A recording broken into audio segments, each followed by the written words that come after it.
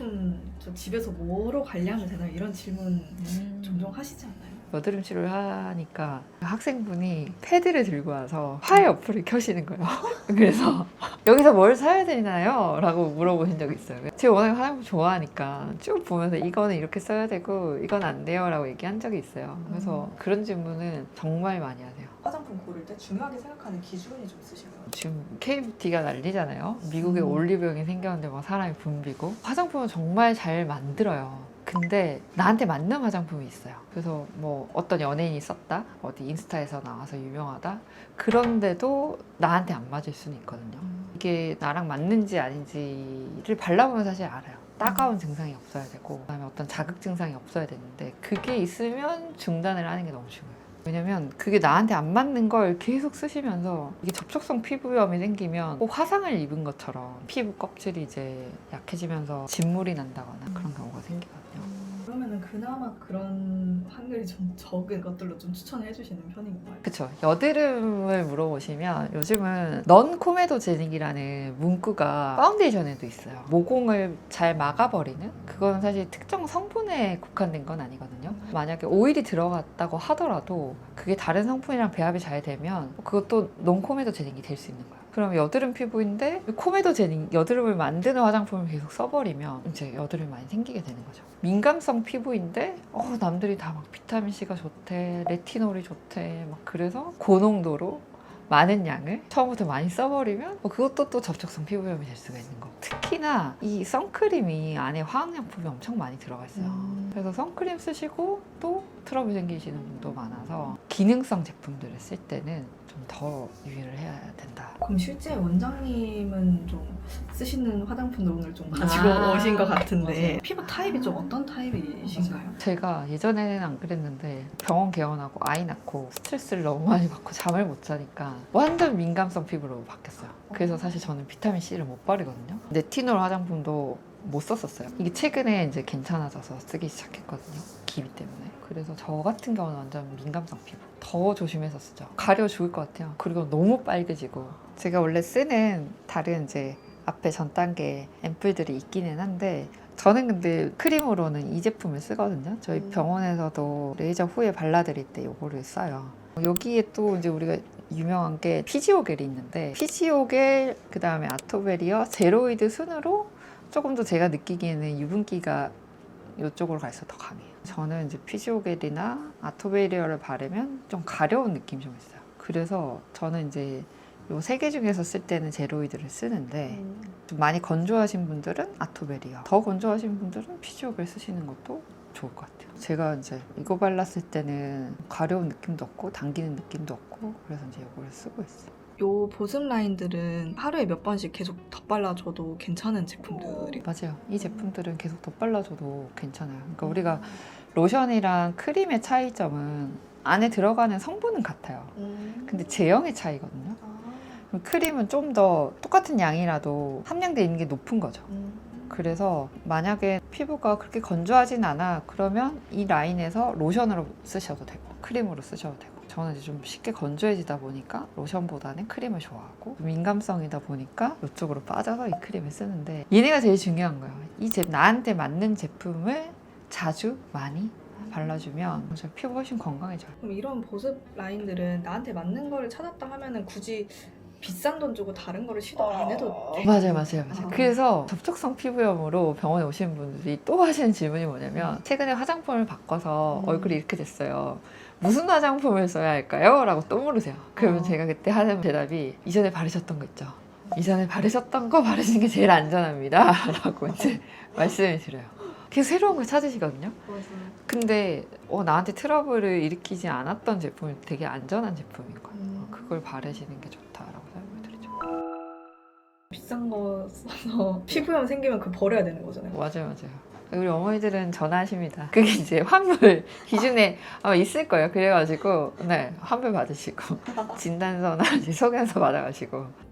보습 라인은 그러면 나한테 맞는 거 찾았으면 그냥 그거 그냥 쭉 계속 쓰는 거를 추천하시는 거예요. 우리가 피부를 구성하는 성분이 세라마이드, 콜레스테롤, 지질인데 이런 피부랑 들어간 성분이랑 유사한 제품들을 넣은 게 많거든요. 그런 것들을 쓰시면 되게 좋죠. 그럼 그럼 보습 제품 고를 때는 꼭 들어가야 되는 성분이 있나요? 고를 때? 꼭 들어가야 되는 거는 보통 여기 안에 다 들어있을 거예요. 보통 이런 제품들은 껍데기에 보습 성분들은 세라마이드, 콜레스테롤, 지질인데 세라마이드라고 적혀 있어요. 보통 여기 보면 얘는 세라마이드라고 아예 적혀 있고, 그리고 피토스핀고신이 세라마이드 전구체인데 여기 또 보면 여기 이제 피토스핀고신이라고 적혀 있어요. 콜레스테롤 같은 경우에는 릴롤로 끝나요, 글자가. 지방산 같은 경우에는 애시드로 끝나는 경우. 릴롤, 애시드, 그다음에 세라마이드 뭐 이렇게 적혀 있는 성분들 쓰시면, 근데 요즘 이제 다들 많이 아시는 판테놀도 그렇고, 뭐 그다음에 시어버터 그런 것도 들어가면 이제 보습 역할을 하거든요. 그래서 그런 성분들 들어간 걸로 그래도 기초 화장품의 하나는 구성을 하셔라. 네, 그게 되게 필요하다. 그럼 기초 보습 하신 후에는 어떤 것도 바르시나요? 기능성 화장품 중에 유명한 성분들이 아데노신이랑 나이아신아마이드가 있거든요. 그래서 저도 미백에 이렇게 신경을 쓰진 않았었는데 기미가 이제 올라오면서부터 미백 성분에 이제 사실은 관심을 가지는데, 이거는 디오디너리 제품들인데 여기 제품들을 좋아해요. 일단 성분명으로 이렇게 표기가 되어 있거든요. 그리고 들어가는 이렇게 농도도 퍼센테이지로 표시가 돼 있고, 그래서 나이아신아마이드는 얘도 이제 미백 역할을 하는데 모든 피부 타입에 좀 쓸 수가 있어요. 그리고 낮, 밤 상관없이 좀 쓸 수가 있고, 그래서 요거를 루틴으로 매일 쓰고 있어요. 세안제도 요즘은 약산성이 있고 약 알칼리성이 있고 알칼리성이 있는데, 알칼리성일수록 잘 제거가 되긴 하거든요. pH가 너무 높아지는 거죠, 알칼리성이 되면. 이런 이제 화장품이 나이아신아마이드도 닿았을 때 일정 성분이 산으로 변할 수가 있어요. 그래서 저는 이것도 많이 쓰니까 민감성 피부라서 어쩔 때는 따가울 때가 있더라고요. 그래서 사실은 그 산도를 맞춰주려고 앞에 토너라는 단계를 쓰는 거예요. 세안하고 나서 pH를 우리가 이제 맞춰주는, 피부가 원래 가지고 있던 그걸로 맞춰주기 위해서 토너를 쓰는데, 그래서 이것도 쓰셔도 민감성 피부는 조금 따가울 수 있다. 모든 피부에 괜찮다고 하지만 그럴 때는 이제 섞어 바르는 거죠. 요거랑 같이 이런 거를 이렇게 많이 바르실수록 좋습니다. 그래서 섞어 발라요. 이렇게 다 같이 발라주거든요. 그리고 이게 좀 흡수되고 나면 이제 다시 위에 이제 크림을 한 번 더 발라줘요. 레티놀 화장품 같은 경우에는 이렇게 갈색병이 항상 있어요. 우리가 의약품으로 쓸 수 있는 게 비타민 A 유도체 중에서 트레티노인이 있었고, 그거는 처방을 받아야만 쓸 수 있는 거예요. 이런 거 많이 받으러 오시는데 그런 거에는 안에 들어있는 거예요, 트레티노인이.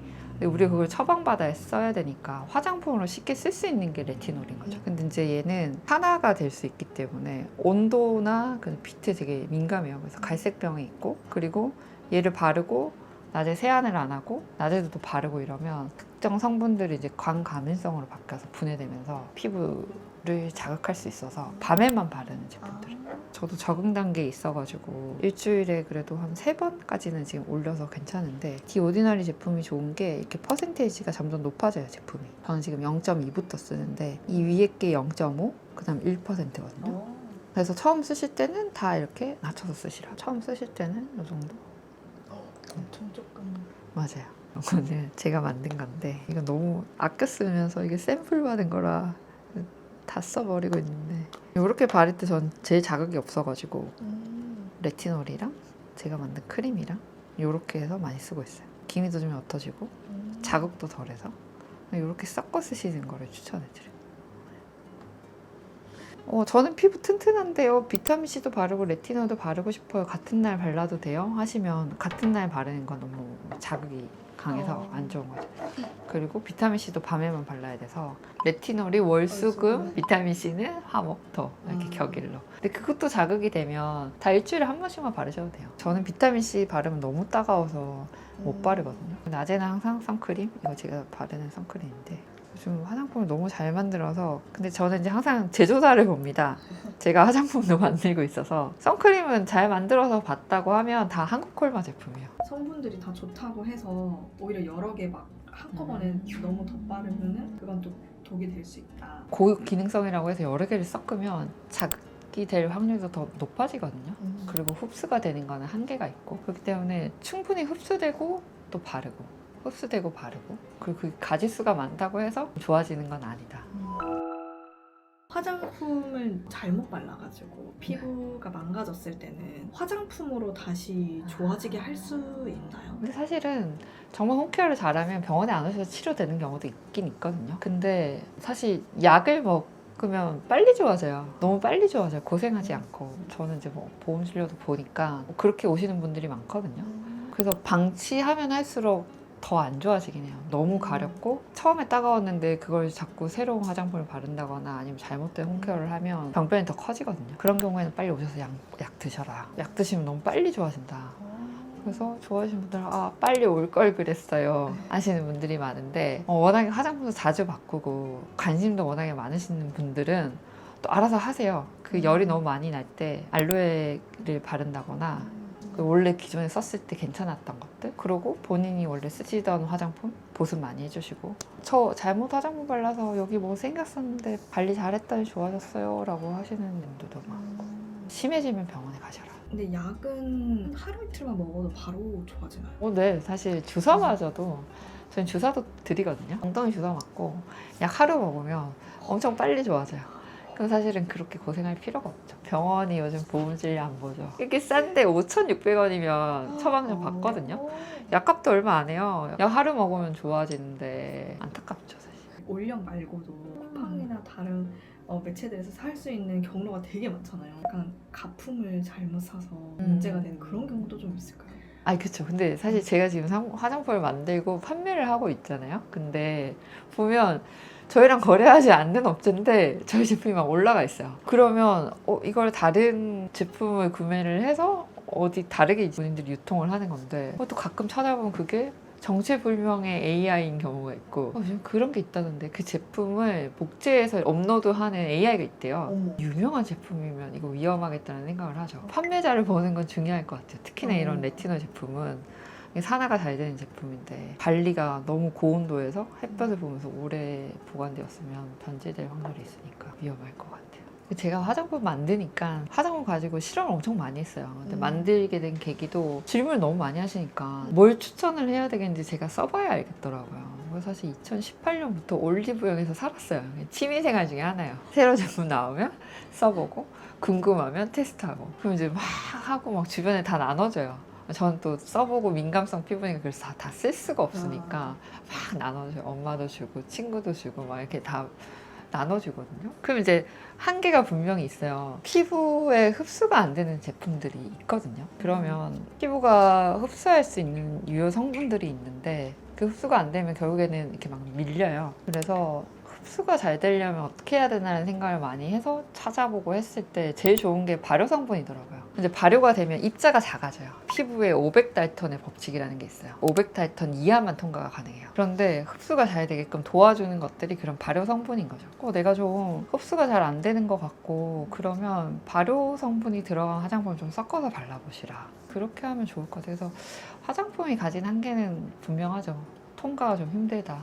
흡수되는데 한계가 있다. 그래서 사실 스킨부스터 시술을 하는 거고. 근데 내가 충분히 홈케어를 오랜 시간 잘 한다면 방치해 놓은 상태에서 스킨부스터 한 번 맞는 것보다는 훨씬 더 나을 수 있다. 또 다른 한계는 자꾸 화장품으로 색소를 제거하려고 하다 보면 고기능성으로 자극이 많이 가는 제품을 선택할 수밖에 없거든요. 그러면 고기능성은 어쩔 수 없이 같이 수반하는 게 부작용이에요. 내가 이 고기능성 제품으로 부작용이 생길 수 있으니까 그걸 좀 잘 확인을 하시고 생기면 병원에 가셔라. 5,600원이면 야간 진료는 더 붙고요. 이제 낮에 가시면 더 싼 진료비로 약을 먹을 수 있다. 근데 사실 너무 좋죠. 대한민국은 저희 병원에 대만 분들, 일본 분들 오시면 근처에 병원이 없대요. 너무 싸다. 좋다.